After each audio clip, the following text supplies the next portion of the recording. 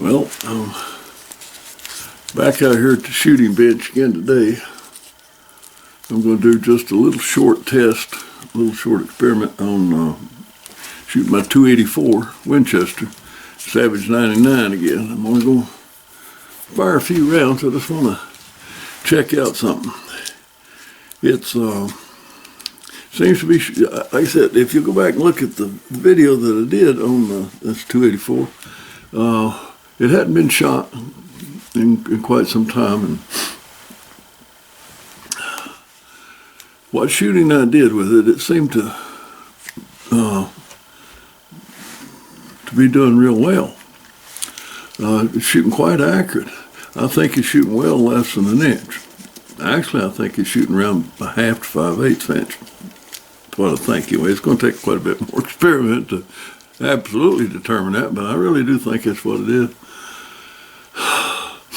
But with the price of ammo and reloading components and of components and all that today, every time you pull a trigger on one, you wonder if you can replace it. And if you can't, what's it going to cost you to replace? Anyway, that zero needs to be changed just a tiny little bit. It needs to move over a little bit, not much, but a little bit, shooting a little bit left. And I need to bring it back, but what I want to do today is see if I can. I shoot 140 grain nozzler partitions in it quite accurate with N150 powder. And I've got precious few of those partitions, and you just can't find them. So what I'm going to try today, I've got 3 Sierra 140 grains loaded up with that same load of N150. And I'm just going to fire it and see where they print and what kind of shot group I get. So and we will set up a target and we'll see what happens. Well, I just went up and set me up a target. Right there, boy. And get ready to fire a couple of 3 rounds here, but gotta get this sling off and out of the way.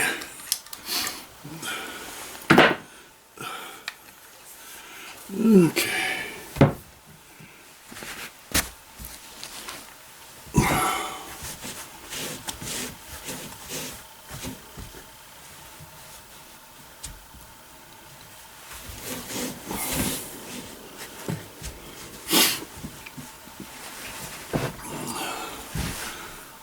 Oh.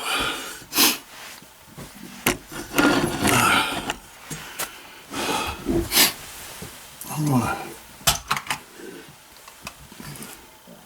feed these 3 rounds through the magazine. First of all, just make sure everything's going to work right. So we'll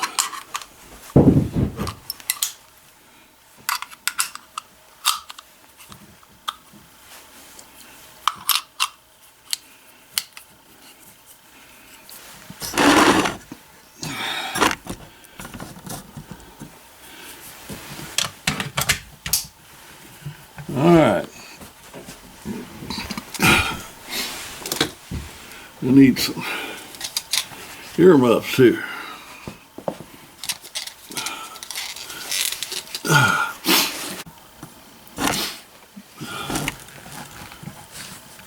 Alright, now my wrist is just a little bit low.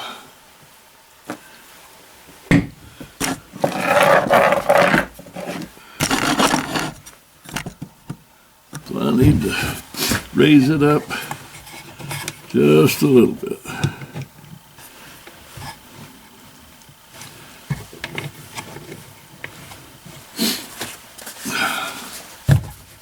And let's see if that's going to be enough or not.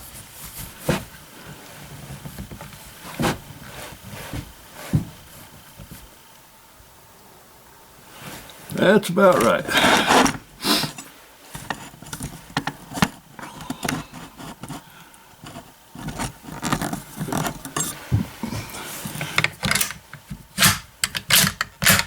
here we go.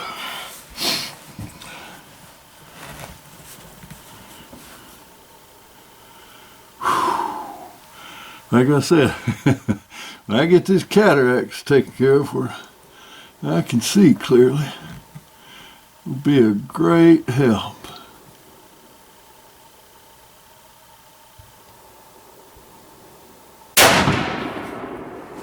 Gracious, who knows where they're going?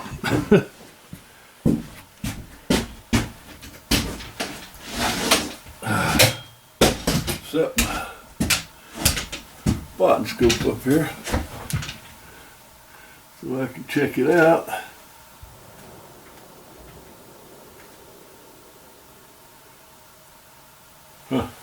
That initial one, it looks very well. Let's see where this one goes.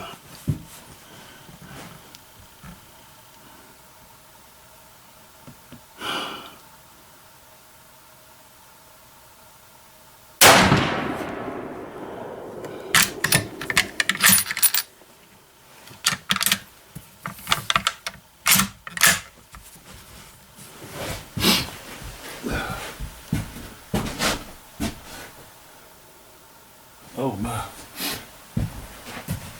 Oh, those first two are absolutely beautiful.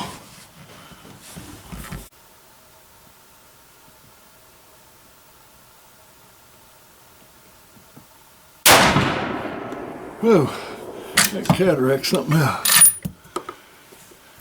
I gotta get that thing taken care of.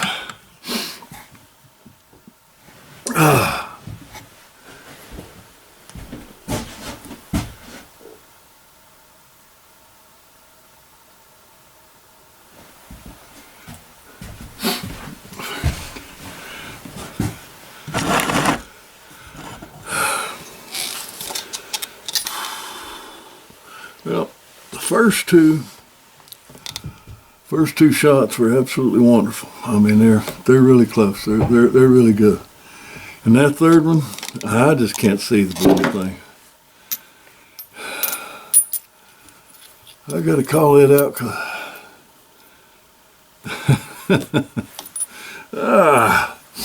so I'm gonna go in the house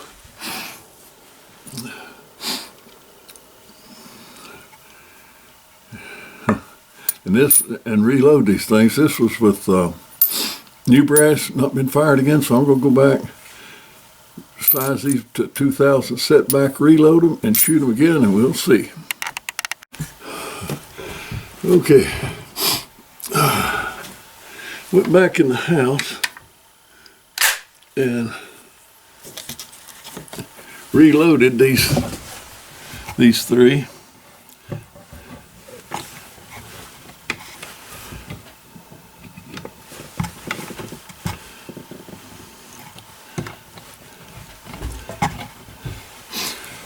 In other words, these three were, I just fired them, so they were fire formed to my chamber, and I reloaded them with a 2000 setback. So I'm going to fire them with a 2000 setback, and each one's going to be fired from a perfectly cold barrel. So I'm going to fire one round, wait, I don't know, 10, 15 minutes, and then fire another one.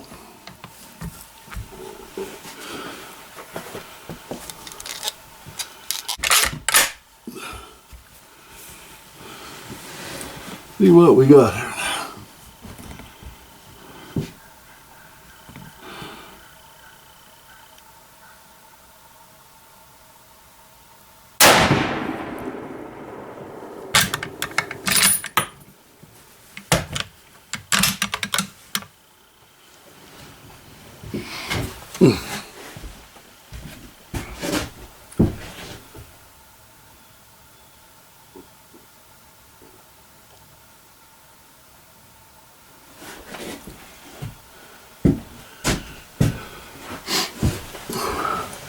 That first one did not print in a good position. The first two out of a clean barrel and with unfired brass, actually they printed a pretty good place, where almost a perfect 3-inch high zero. But in good tight group. But out of once fired brass with a 3-inch setback, that first one printed in an entirely different place. But we're going to shoot cold barrel and we're going to find out what they really do. Because in the end, what you want is it to shoot good out of a somewhat fouled out barrel. So that's what we're going to see, what it does with that.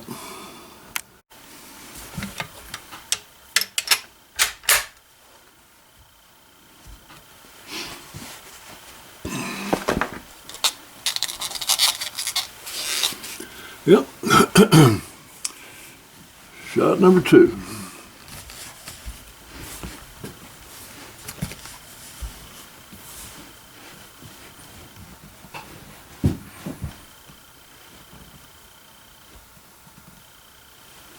Oh. I wonder sometimes. I really do. Why I'm even shooting more better than I can see.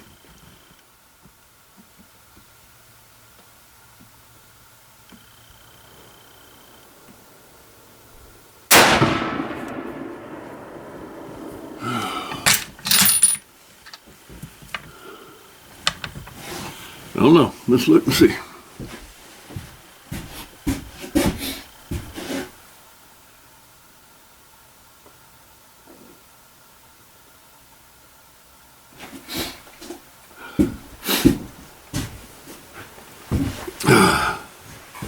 That one's right back down there at the first two.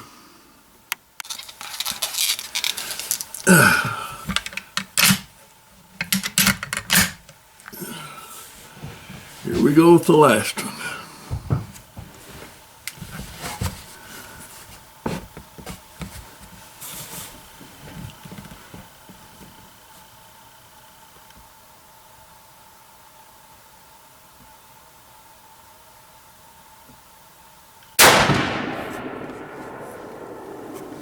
Let's see.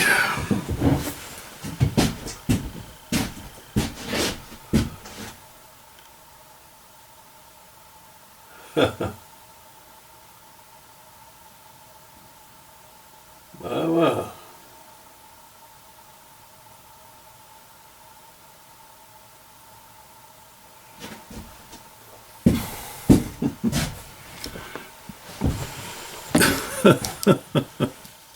Yeah, pretty doggone good. I'll get the target and put the tape on it pretty soon, but yeah, I gotta go into a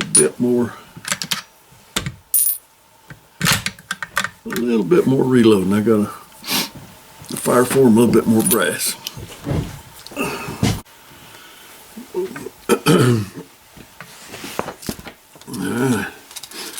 I've got, this one is the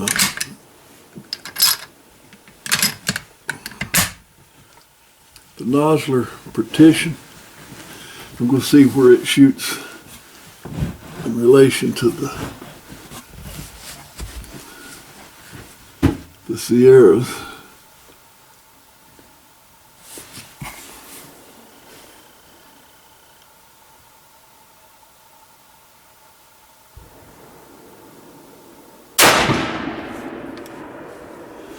Let's see.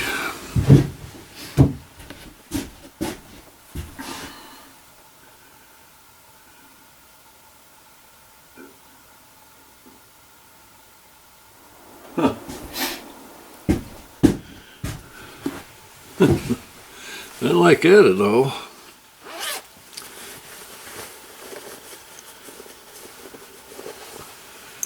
what that's all about. That went low. Real low.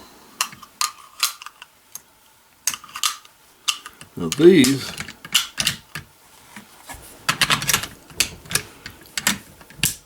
are just 115 grains. I'm just fire forming these so I can get the brass.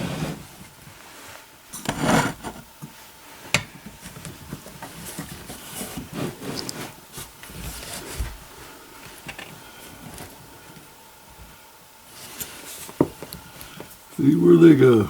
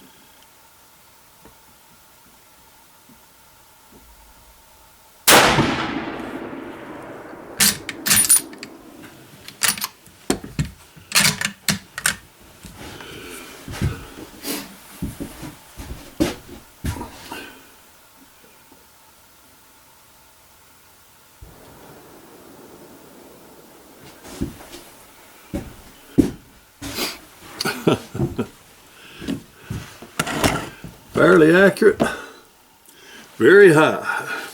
Those are only suitable for fire forming. That's all they're fit for.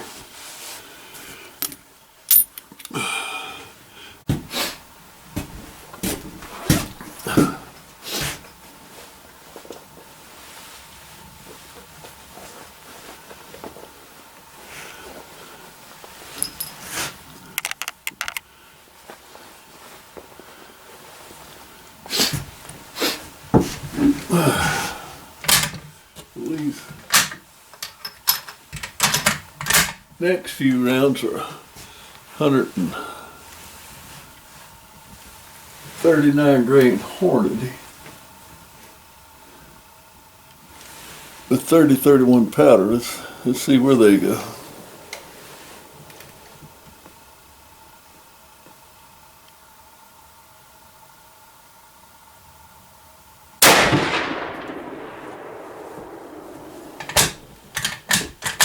Boy, those are stiff. Those loads are stiff. I'm going to go pull these 3 bullets out there. That last one, it was way off target, way high, way right. And it stuck. It didn't want to, lever didn't want to operate easy. When it gets anywhere where it sticks at all, that lever action, you don't want to use it. So I'll go down, pull those out, reduce the powder or something now.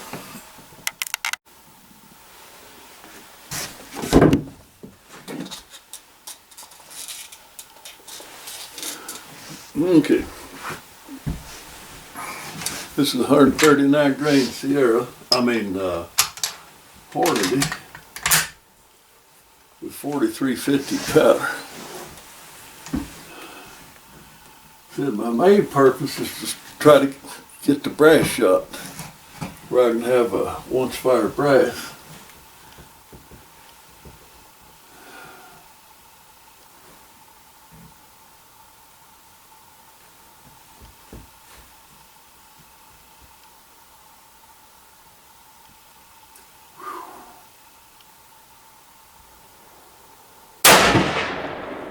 Great.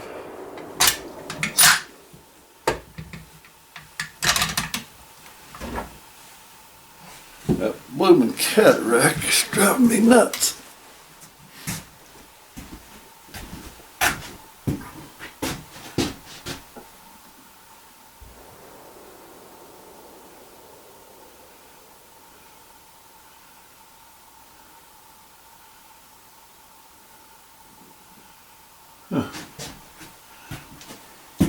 High, dead center.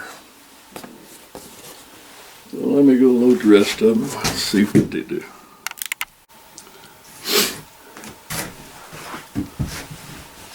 And another Hornady 139 grain with 4350 power, 56 grain.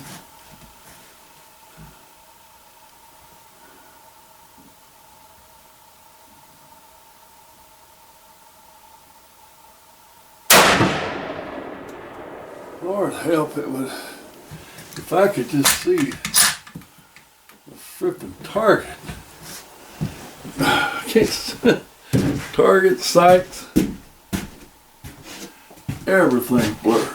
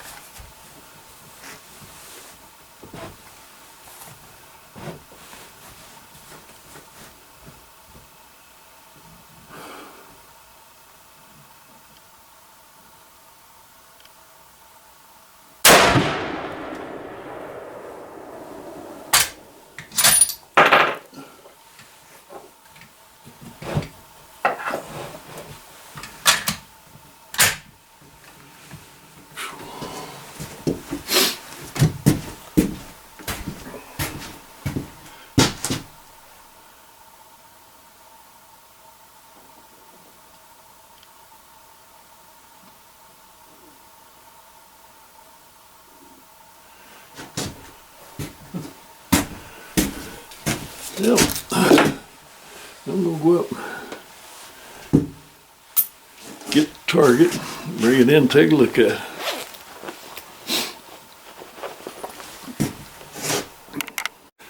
Let's see if we can make some sense out of this. This group right here, these, that's with the 115 grain. Okay, this is 139 grain Hornady with 56 grain of 4350. This one is 140 Nosler partition, and these are Sierra 140 Pro Hunter with 46 grains of N150. The gun is, I think if I ever get where I can see, get this cataract fixed, the gun is accurate. Okay, while out shooting, this Savage 99 284, it's very, very accurate, but I noticed that I somewhat keep getting an occasional flyer. Now that could very easily be because cataract, but it could also be attributable to the gun. So I'll come in and I'm going to try to investigate some of that. And then the takedown screw here, as I'll loosen and tighten that, nothing should happen to the fore end. But as I was tightening it, the fore end would pop a little from side to side. I thought, what in the world's that? So I took it off.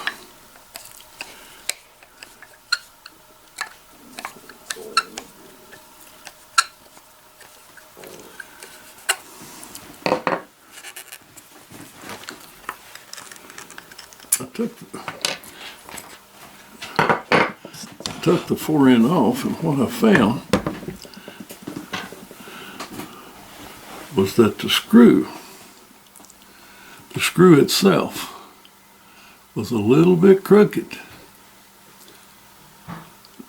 So I straightened out the screw, put the fore end back on it, and now it just tightened down straight without a side-to-side wobble. Now you can imagine if that screw's crooked and you're trying to screw it in to tighten down your fore end. If that screw's crooked, it's going in whoop, whoop, whoop. So it's moving your stop. So I took it off, straightened that out, and on all the 99 that I do, I put a 3-point fiberglass bedding system on it. Right here is where your takedown screw comes through.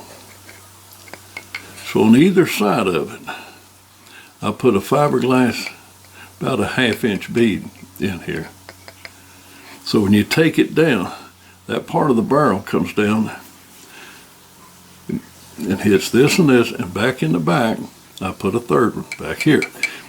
So that stabilizes my back. And this stabilizes the pressure coming down. In other words, you can put whatever amount of pressure you want on here. It's not going to affect anything because the barrel comes down in contact with these, and that's as far as it's going to go. And here, then I free float the rest of the barrel. Free float this whole thing. And I'll show you, I make sure that the back is the back end. This is not interfering with anything either. Okay, but when I start testing it, right in here, I've got a little bit of contact. So I'm going to relieve that contact. I'm going to sand that out, and actually sand out just a little bit more relief throughout the whole thing. If you're going to free float something, generally speaking, you have to float enough to, you can't overfloat it as far as performance goes, but you can to where it looks unsightly. So you want but you always want to make sure, if you're going to free float it, that you make sure that when that barrel is vibrating, while the bullet's going down the barrel, that it does not bounce against your forearm anywhere. This one I think is right through here. So I'm going to relieve it a little bit.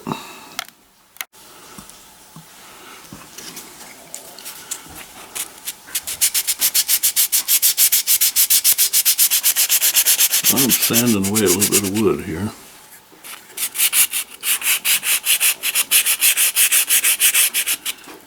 Concentrating right here on the area where I couldn't get a piece of paper to go down between there. I'm concentrating pretty heavily there. But I'm also feathering it out. I'm going to go full length. And even on the side that was clear, I'm going to take a little more there.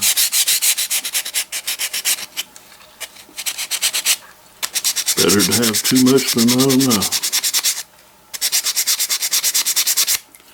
And a little bit right in the middle.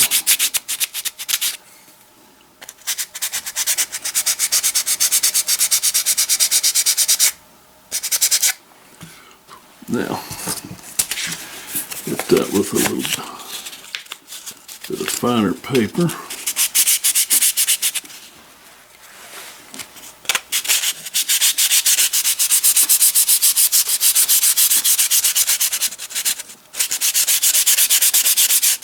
now that I got the fore end back on it, I'm going to check the float of it.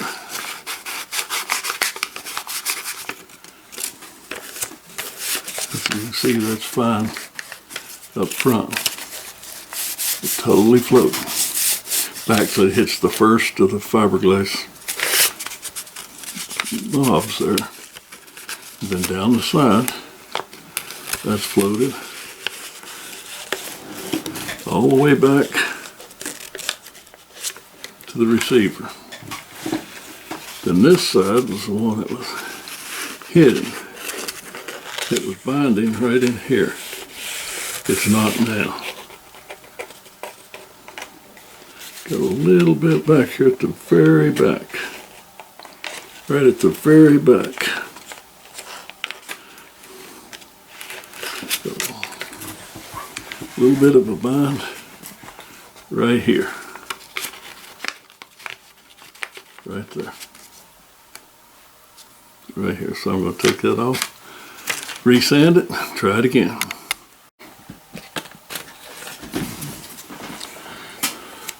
So where it was hitting was right here, right there.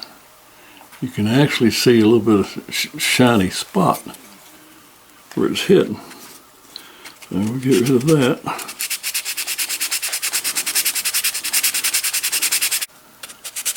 Hopefully I got rid of the spot where it's hitting there.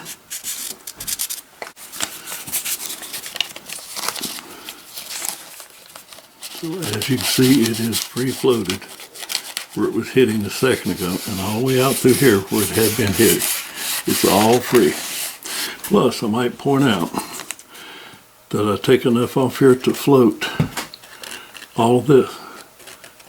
This forearm is not hitting the receiver anywhere. That's a fine line. Not hitting anywhere. So right now, there should be virtually no way that that forearm could interfere with this barrel. There's no place it can put pressure on. It's the one point right here. And when you release this, let me take the fore end loose and I'll show you. Because I got to put some grease on it and oil the metal underneath the forearm here.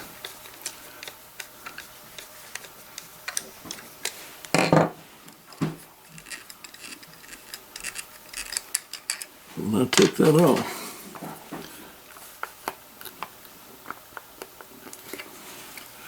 This extension right here, this extension that goes back into this recess, it's a good fit, but it's a loose fit.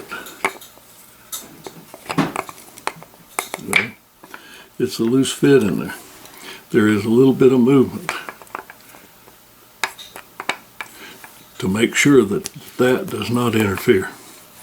It rests on this piece of fiberglass and these two here. That's it. So now let me grease it all up. So here again, we're back out to the shooting bench. I'm going to do a little more shooting with this Savage 99C 284. That's after the work I did on it in the house there, just in case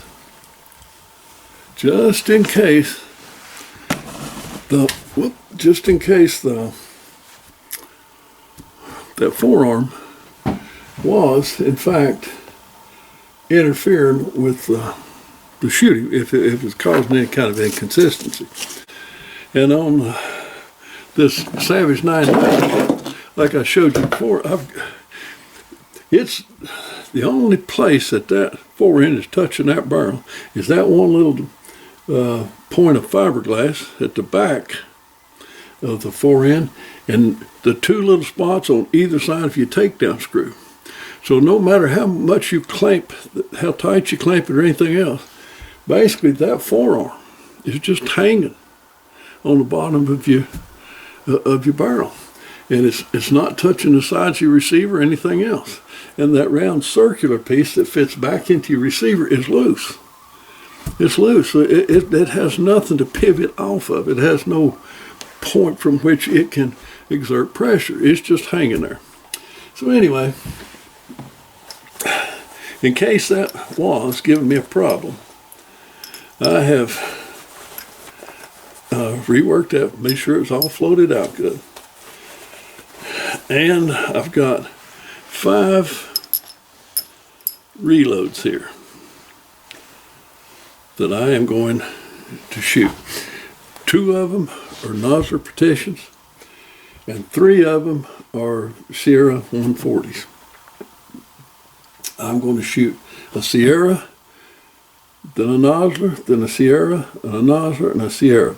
I'm going to alternate them. I'm going to let the barrel cool between shots, and hopefully this will get me, this is all I'm going to have to do, because this should give me, hopefully, the 0 that I'm looking for.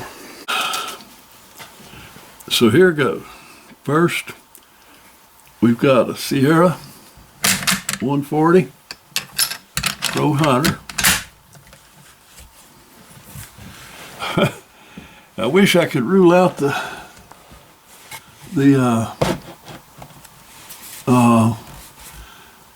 effects of the cataract, but I can't. So I'm going to do the best I can, and I mean it is blurred.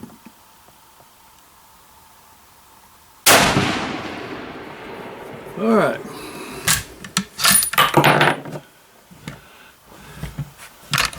That's a Sierra 140. I got to take a look and see where it hit. Goodness gracious. I am shocked beyond belief. Heavens to Betsy. That bullet is off a country mile from where it should be.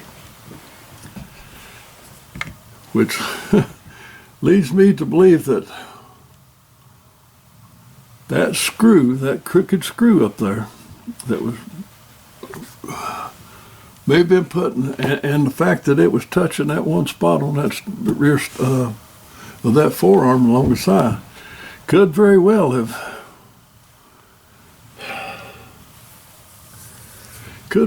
thrown the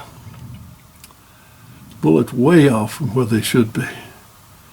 Heavens to Betsy. I'm not changing plans. I am not going to shoot these hard to find, well, all of them's hard to find, but I do have a few more Sierras than I do Noslers, so I am not going to shoot the Sierras. I mean the Nosler. I am going to shoot another Sierra to see where that went. Holy moly. And it's always a perfectly clean barrel and all that, but my notes from back when I was shooting this thing several years ago indicated that this thing liked a clean barrel. Well, that was out of a perfectly clean barrel, and it was off, I mean, a country mile. When I left Dave out here the other day shooting this thing, those Sierras were exactly 3 inches high and straight up from center. 3 inches high and straight up. That one shot was 8 inches high right. Holy moly.